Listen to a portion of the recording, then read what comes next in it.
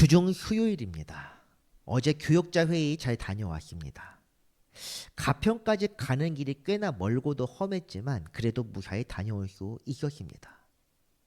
가평이 지도상으로는 서울과 꽤 가깝고 거의 붙어있을 정도로 가깝지만 차로는 2시간이나 꼬박 걸릴 줄은 몰랐습니다. 물론 가평은 동쪽이고 은평지방에는 서쪽이니 반대쪽이긴 하지만 요즘엔 도로가 잘 놓여 있어서 그래도 꽤 일찍 도착할 줄 알았는데 도로가 많이 놓인 이상으로 차도 많다는 것을 새삼 깨닫게 되었습니다. 어쨌든 외부 일정은 외부 일정이고 어제 저는 5월의 말씀을 묵상하며 기도했습니다. 이 한 달의 말씀 사실 암송할 수 있다면 참 좋습니다. 암송하면 어디를 가든지 생각날 때마다 떠올리며 묵상하고 또 기도하고 그렇게 하면서 우리 자신의 기억력도 시험해보고 물론 암송 자체를 목표로 하는 것이 아니라 이달의 말씀을 수시로 묵상해보는 것이 목적입니다. 성도 여러분도 언제든지 이렇게 말씀을 생각하고 묵상하시기를 바랍니다. 말씀 중에 주님께서 임하셔서 우리의 삶을 주관하시고 선한 길과 의의 길로 이끄시길 바랍니다. 지난 시간 우리는 전도서 3장 첫 부분을 읽었습니다. 1장과 2장을 통해 알게 된 사실, 시간만큼은 인간의 영역이 아니라 하나님의 영역임을 깨달은 전도자는 세상 모든 일에 각자의 때가 있음을 알립니다. 그 말씀이 전도서 3장 1절이었습니다. 범사에 기한이 있고 천하만사가 다 때가 있다. 기한과 때는 사실 다 같은 단어입니다. 그런데 이렇게 번역한 것은 지난주 말씀의 핵심이 시작과 끝에 관한 말씀이기 때문이었을 것입니다. 모든 것엔 때가 있는데 태어날 때, 죽을 때, 무너질 때, 세워질 때 그뿐 아니라 우리 삶에서도 수많은 때가 있습니다. 슬퍼할 때, 기뻐할 때, 애통할 때, 춤출 때, 사랑할 때, 미워할 때 이런 것들은 그냥 우리 감정을 이야기하는 것이 아니라 어떤 사물이든 사건이든 역사든 무엇이든 시작할 때가 있으면 끝날 때가 있다는 것을 보여주는 것입니다. 이런 때를 주관하시는 분은 바로 하나님이시기에 우리는 하나님의 뜻을 살피며 그분의 섭리를 깨달는 것으로 이 때라는 것을 알 수 있습니다. 그러므로 하나님의 뜻에 합당하게 살아간다면 그 사람이 곧 지혜로운 사람이요. 하나님의 뜻을 알지 못하고 자기 마음대로 살아가는 것은 어리석은 사람이라 부르는 것입니다.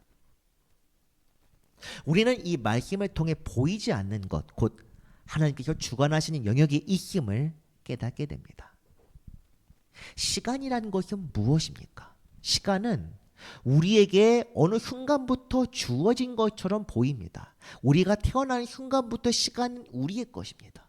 하지만 사실은 그것이 아니라 하나님께서 주관하시며 우리에게 허락하시기 때문에 오늘까지 우리에게 나타나는 것입니다. 그래서 우리는 시간을 내 것으로 생각하지 않고 하나님의 은혜와 섭리로 여기면서 주어진 것에 최선을 다하여 주님의 뜻을 살펴야 합니다. 그렇게 할 때 우리는 하나님의 뜻을 깨달아 그 역사심을 알게 되고 나아가 그 거룩하신 뜻대로 산다는 것이 무엇인지를 알게 될 것입니다. 우리가 아무리 애쓰고 수고한다고 해서 천하만사에 주어진 시간을 바꿀 수는 없습니다. 결국 모든 것들에는 각자의 때가 있고 하나님께서 허락하신 시간을 거스르지 못하고 마지막을 맞이하게 될 것입니다. 그 앞에서 인간의 수고란 헛될 뿐입니다. 9절을 보겠습니다. 일하는 자가 그의 수고로 말미암아 무슨 이익이 있으랴. 시간에 관한 이야기를 한 다음 다시 수고에 관한 말씀이 나옵니다. 이것을 통해 우리가 이익이라는 것, 이것은 노동에서 얻게 된 결과가 아니라 시간과 관계된 것임을 알 수 있습니다. 실제 원문을 볼 때 그런 내용이 암시되어 있는데 원문을 직역하면 일하는 이에게 유익이라는 것은 무엇일까? 이런 말입니다. 세번역 성경은 이 느낌을 잘 살려서 헛된 수고와 시간의 관계를 표현했습니다. 사람이 애쓴다고 해서 이런 일에 무엇을 더 보탤 수 있겠는가? 시간을 우리가 열심히 노력한다고 우리의 시간을 늘릴 수 있겠느냐, 지금 그 말을 하는 것입니다. 진시황이 불로초를 얻고자 하여 수많은 돈을 쓰고 많은 사람을 고용했지만 수명을 늘리지는 못했습니다. 권력자와 많은 부자가 오래 살고자 애썼지만 다 헛수고였습니다. 히스기야가 수명을 15년을 늘렸다고 해서 그가 열심히 노력해서 늘렸다고 생각하는 것은 사실 잘못된 생각입니다. 하나님께서 계획하신 것이 있었고 히스기야의 간절한 기도가 그것에 응답되었다고 하는 것이 맞을 것입니다. 그렇게 생각하면 다 열심히 기도하면 수명이 늘어날 것입니다. 이처럼 우리가 아무리 열심히 산다고 해도 자기 시간을 바꾸지는 못합니다. 그럴진데 우리가 세상을 살면서 애써야 할 이유는 무엇입니까? 이런 내용을 보면 이 전도서는 삶의 끝을 맞이하거나 혹은 삶의 끝이란 것이 무엇인지 깨닫게 되니까 애석해하면서 슬퍼하는 것처럼, 넋두리하는 것처럼 보이기도 합니다. 그런데 전도서 말씀의 교훈은 그런 것이 아닙니다. 시간이라는 것, 세상의 근본에 대해서 인간이 영향을 끼칠 수 없음을 깨닫는 것, 그 깨달음을 통하여 하나님 앞에서 겸손해질 수밖에 없음을 알리는 말씀이 바로 전도서입니다. 그리하여 이제 10절에서 전도자는 하나님께서 세상에 개입하고 계셨음을 깨닫습니다. 하나님이 인생들에게 노고를 주셔 애쓰게 하신 것을 내가 보았노라. 보았다는 것은 내가 실제로 하나님을 보았다, 이런 뜻은 아닙니다. Behold, 알았다, 깨달았다, 보라, 이런 뜻입니다. 감탄사입니다. 원문에서는 보았다가 맨 앞에 있습니다. 이 말씀의 뜻은 그렇기에 내가 보거니와 하나님께서 사람의 아들들에게 일해주셔서 그들로 바쁘게 하셨구나, 이런 의미에 가깝습니다. 전도자는 시간에 대해 생각하다가 그 속에 있는 하나님의 섭리를 알게 되었습니다. 인간들이 애쓰며 수고하는 것은 하나님께서 허락하신 것입니다. 인간들이 즐기며 낙을 누리는 것도 하나님의 섭리입니다.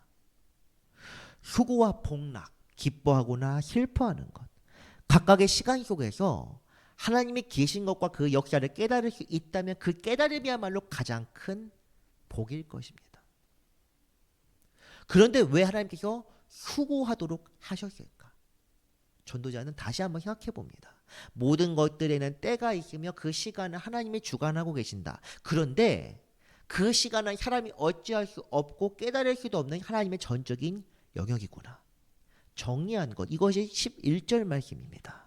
하나님이 모든 것을 지으시되 때를 따라 아름답게 하셨고 또 사람들에게는 영혼을 사모하는 마음을 주셨느니라. 그러나 하나님이 하시는 일의 시종은 사람으로 측량할 수 없게 하셨도다. 11절은 이 10절 수고에 관한 말씀에서 이어지는 부분입니다. 그래서 원문인 히브리 성경에서는 이 11절 첫 부분 하나님이란 주어가 없습니다. 10절에 그냥 이어지는 그대로 사용하고 있습니다. 모든 것이 각자의 시간 안에 아름답게 하시고 사람들에게는 영원을 사모하도록 하셨다. 그러나 하나님이 하시는 일의 시작과 끝은 헤아릴 수 없게 하셨다. 제 히브리어 실력의 부족함을 느끼는 참 이 11절은 굉장히 어려웠습니다. 어쨌든 직역해보면 이런 뜻이 됩니다. 모든 것이 지으신 분도 하나님, 인간에게 그 안에 생각하며 영원이라는 것이 무엇인지 깨닫게 하시는 것, 그것도 하나님입니다. 하지만 영원이라는 것, 하나님의 영역을 우리가 그런 것이 있다는 것은 알지언정 그것이 무엇인지는 알지 못합니다. 인간이 헤아려 볼 수 없습니다. 모든 것을 주시지는 않는다는 것입니다. 그 이유가 무엇입니까? 사실 이유는 하나님 쪽에 있는 것이 아닙니다. 아담이 타락하여 죄를 짓게 되었을 때 그는 하나님의 형상을 상실하고 이 세상에 종속되게 되었습니다. 세상에 종속된다는 것은 마귀의 종이 된다는 뜻입니다. 마귀가 유혹한 것에 넘어가서 미혹되어 하나님을 저버리고 마귀에 따르게 되었으므로 그 형벌로서 얻게 된 것이 무엇입니까? 죽음입니다. 죄의 결과는 사망이다.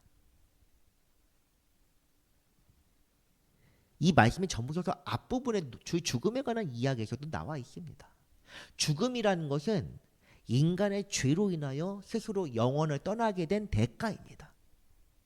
원래 인간은 하나님께서 은혜를 베푸셔서 영원히 살 수도 있었던 존재입니다. 그런데 인간 스스로가 하나님을 불순종하기 때문에 그 값으로, 그 대가로 죽음을 맞이한 것입니다.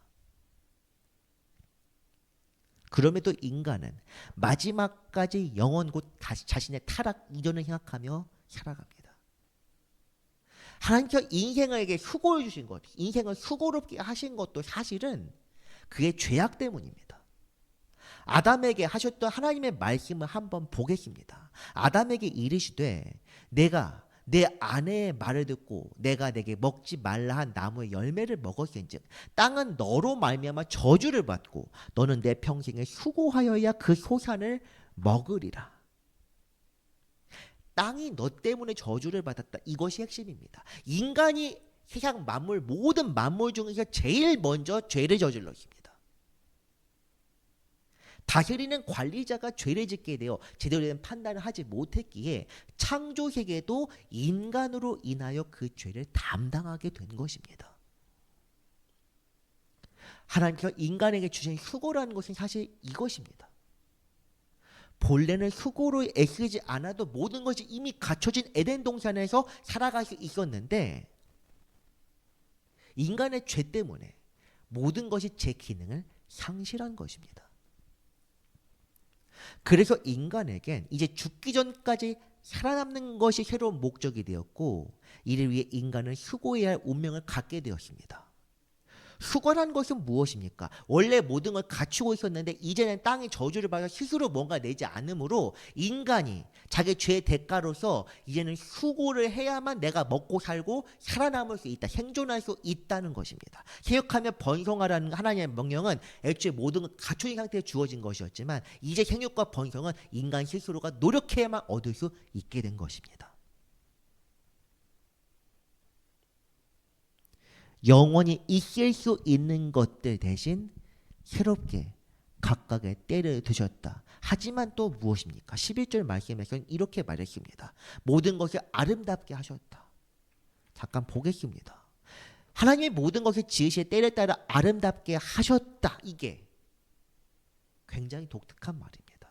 이미 한번 창조세계가 인간의 인을 타락하고 제 기능을 상실했는데도 여전히 아름답다는 것입니다. 이것은 무엇입니까? 세상을 유지할 수 있도록 조화롭게 하나님께서 조정하셨다는 것. 이것이 바로 하나님의 역사입니다.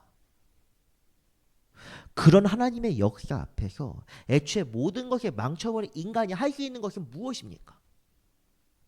죄를 지었으면 그저 엎드리는 수밖에 없습니다. 처분만을 바라며 죽여주옵소서 하는 것이 나을지도 모릅니다. 그런데 인간이란 존재는 망각의 동물이기도 하다 보니 자신이 받은 은혜도 지은 죄도 잊어버리고 살아갑니다. 그랬던가 이럽니다. 그러다 보니 하나님께서는 그런 인간들을 한심하게 보시는 대신 불쌍히 여기십니다. 의구 쯧쯧하면서 그분의 거룩하심을 다시금 드러내십니다. 하나는 이 자연 만물의 법칙이요, 다른 하나는 하나님의 계시입니다.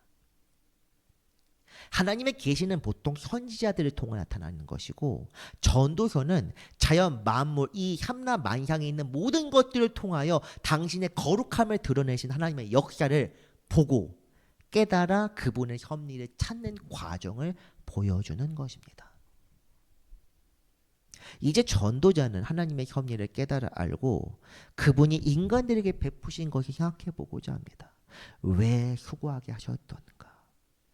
삼을뿐 아니라 인간들 각의 마음, 슬픔과 기쁨과 즐거움과 춤추는 것 이런 것들을 위하여 왜 각각의 때를 허락하셨는지 그리하여 이런 결론을 내리게 됩니다. 사람들이 사는 동안에 기뻐하며 선을 행하는 것보다 더 나은 것이 없는 줄을 내가 알았고 사람마다 먹고 마시는 것과 수고하며 낙을 누리는 것 그것이 하나님의 선물인 줄도 또한 알았도다. 왜 갑자기 선에 대하여 말씀하는지 의문을 품는 분들도 있을 것 같습니다. 하지만 선을 행한다는 것이 무엇입니까? 하나님의 뜻대로 살아가는 것입니다. 전도서 2장 26절 말씀 보면 이 선에 관한 단서가 살짝 숨어 있습니다. 하나님은 그가 기뻐하시는 자에게는 지혜와 지식과 희락을 주시나 죄인에게는 노고를 주시고 그가 모아 쌓게 하나님의 기뻐하는 자에게 그가 주게 하시지만 이것도 헛되어 바람을 잡는 것이로다. 기뻐하시는 자에게 주시는 것이 무엇입니까? 지혜, 지식, 희락, 곧 즐거움입니다. 지혜로운 사람은 기뻐하며 하나님의 뜻대로 살아가며 그것에 만족하며 살아갑니다. 죄인에게는 노고, 수고한 걸 준다고 하셨지만 그 수고를 인하여 얻은 것조차 기뻐하는 자에게 빼앗기게 됩니다. 본문 12절과 13절이 가리키는 것은 이런 뜻인데 다시 본문으로 돌아와서 세 번역으로 한번 보겠습니다. 이제 나는 깨닫는다. 기쁘게 사는 것, 살면서 좋은 일을 하는 것, 사람에게 이보다 더 좋은 것이 무엇이랴. 사람이 먹을 수 있고 마실 수 있고 하는 일에 만족을 누릴 수 있다면 이것이야말로 하나님이 주신 은총이다. 전도자가 깨달은 것이 이것인데 이게 무슨 뜻인지 아시겠습니까? 그는 하나님의 섭리 곧 시간에 대해 생각하면서 그분이 세상에 역사하신 것과 베푸신 은총을 알게 되었습니다. 그리하여 인간이 얻을 가장 큰 복과 은총이 그에게 주어진 시간 동안 만족하며 기뻐하는 것임을 알게 된 것입니다. 각 사람이 받아야 할 복이란 것은 바로 이것입니다.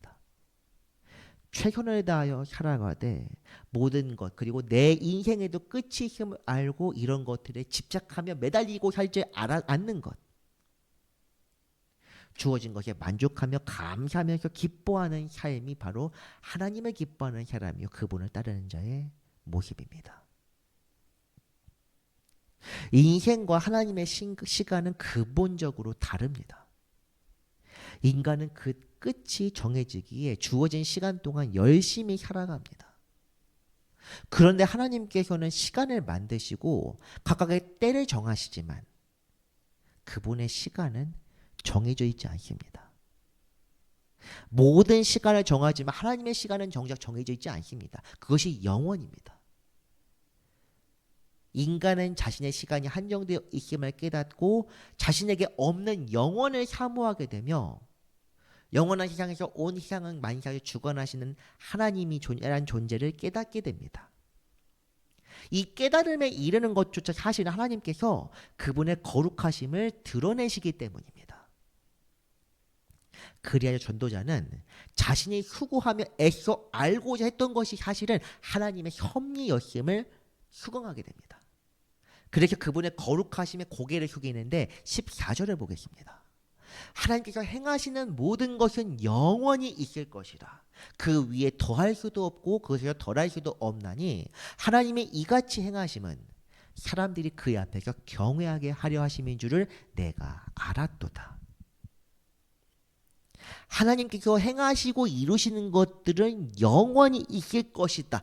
이런 말이 있습니다.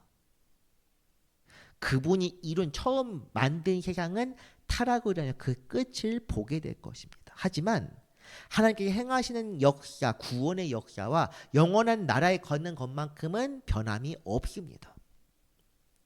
그분 자신이 변함없이 신실하시고 거룩하신 분이기 때문입니다. 또한 이 시간이라는 것 자체는 인간이 아무리 애쓰고 수고해도 거기에 더할 수도 없고 덜할 수도 없습니다. 이건 전적으로 하나님의 영역이며 영원하신 시간을 넘어서 계시는 하나님께서 주관하시는 것입니다. 우리는 이를 알지 못하기 때문에 주어진 시간 동안 결국 무엇인가를 이루기 위해서 애쓰고 수고하며 근심합니다. 그런 수고가 무엇입니까? 헛된 길일 뿐입니다. 하나님의 세상에서 정하신 때를 생각한다면 우리는 우리에게 주어진 시간 동안 자신의 뜻을 위해 살기보다 그분의 뜻을 생각하며 순종하며 사는 것이 우리에게 유익합니다. 이 한정되고 한계에 부딪히는 인간 스스로 하는 것보다 영원하신 하나님께서 우리의 삶에 개입하시며 역사하시는 것이 비교할 수 없을 만큼 우리 자신에게 더 낫기 때문입니다. 우리 주님께서도 이것에 관하여 같은 주제의 산상수훈에서 말씀하셨습니까? 무엇이겠습니까? 마태복음 6장 33절입니다. 그런즉 너희는 먼저 그의 나라와 그의 의를 구하라. 그리하면 이 모든 것을 너희에게 더하시리라. 이 말씀을 하나님의 섭리와 은총의 관점에서 보면 완전히 다르게 읽혀집니다.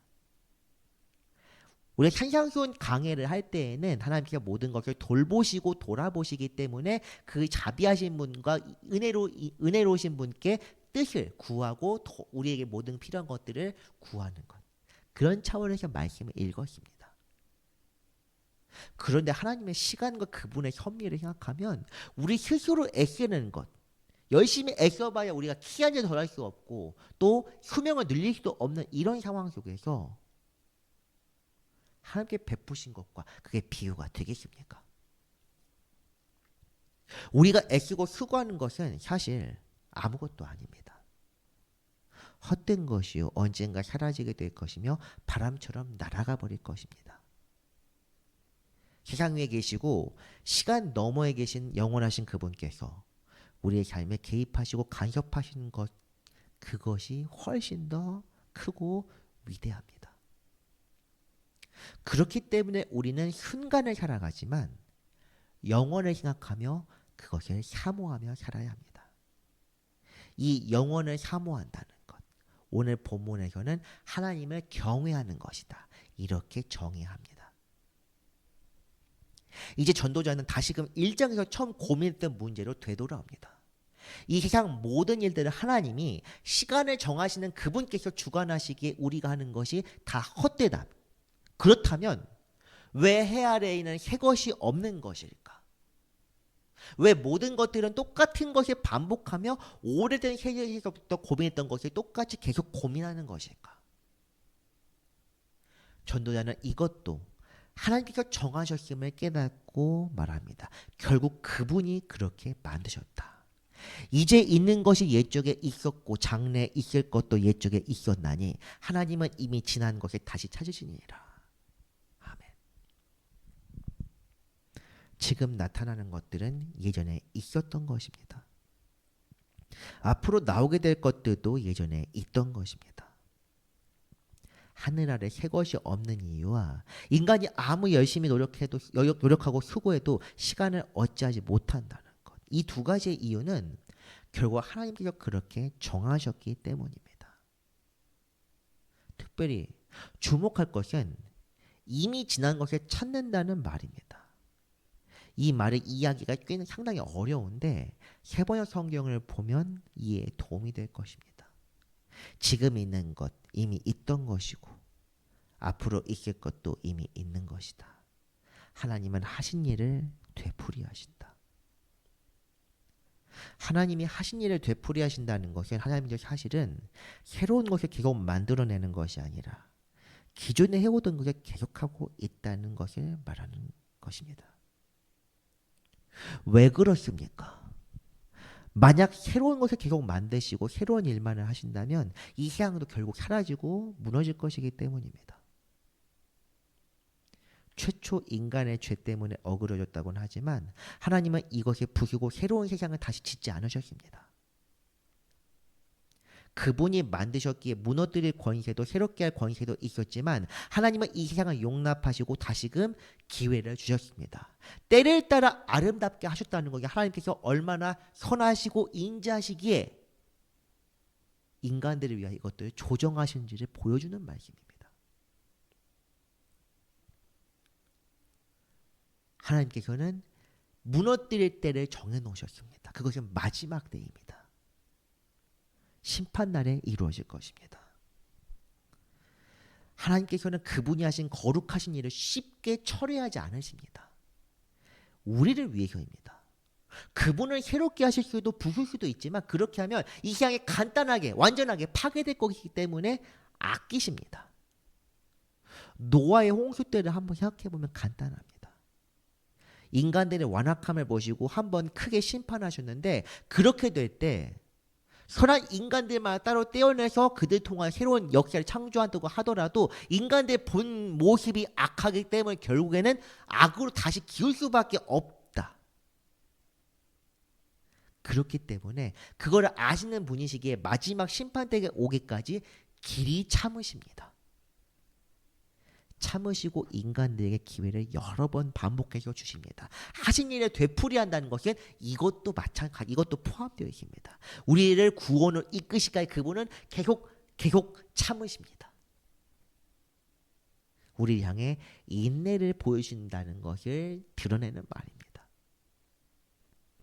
그렇게 전도자는 세상에서 이 세상이 언젠가 무너질 때 심판의 때가 이를 것임을 깨닫고 하나님의 공의를 생각해 봅니다. 세상에서는 악이 나타나고 하나님을 멸시하며 무지하게 행하는 이들이 득세하겠지만 언젠가 주님의 심판이 이를 때 모든 이들이 짐승과 같이 죽게 될 것임을 생각합니다. 심판이란 곧 악인들의 죽음이며 멸망이기에 전도자는 권세자들의 죽음이 짐승들의 죽음과 같음을 깨닫고 허탈함을 느낍니다. 이런 깨달음의 과정을 다음 시간에 알아보도록 하겠습니다.